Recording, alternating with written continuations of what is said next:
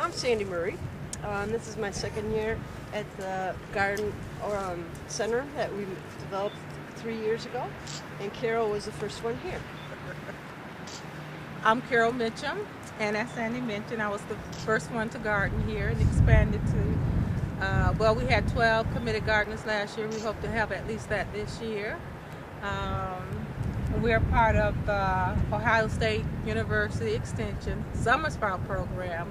We're called the Skyline Intergenerational Community Garden, and we're located in the rear of Sunbeam School.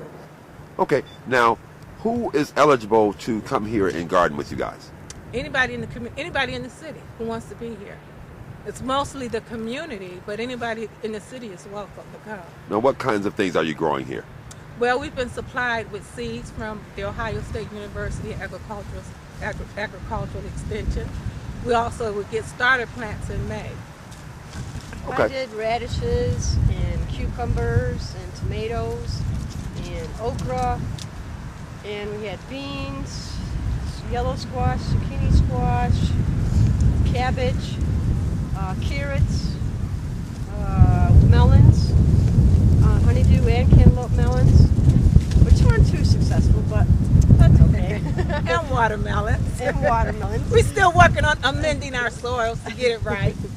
And we're planning on having fruit trees, peaches and plums and cherry trees.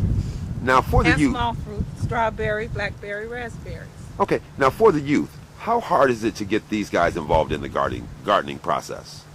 Well, what we experienced last year, we had 3 plots that was dedicated to the youth because their parents also was gardening here.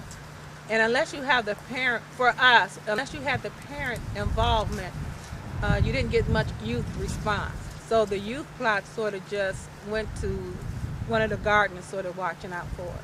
Okay, so at this moment, give your message to the parents so that they can get their children involved in this great program that you guys Well, have. as indicated on the flyer, gardening is an activity for the family.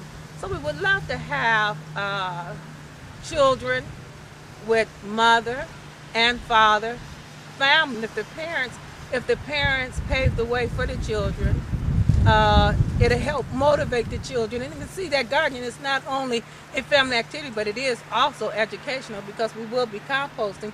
And it's so much that you can learn when you're composting, how things come together and actually recycle back into the earth that you use, recycle back into the earth. And I think it's a good educational process for learning. Gardening is a good educational process for learning.